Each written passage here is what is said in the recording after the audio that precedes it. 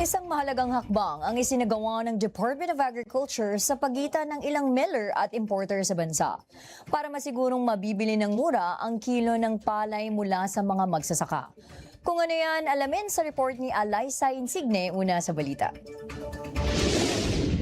Nakipagkasundo ang Department of Agriculture sa mga miller at importer ng bigas para masigurong mabibili sa presyong 17 hanggang 21 pesos bawat kilo ang palay mula sa mga magsasaka. Magsisimula ito sa Northern Central Luzon, partikular na sa Nueva Ecija, Nueva Vizcaya, Bulacan, Pangasinan at Ilocos. Nakipagpulong na si Secretary sa mga millers at saka mga importers ng bigas.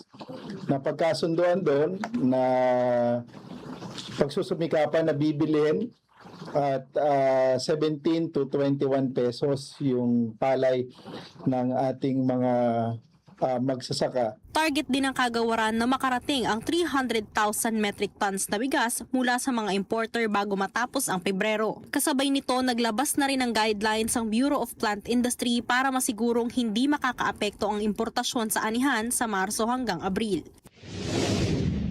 Ayon na rin doon sa guidelines na inisyu ng Bureau of Plant Industry, pag dumating beyond those dates,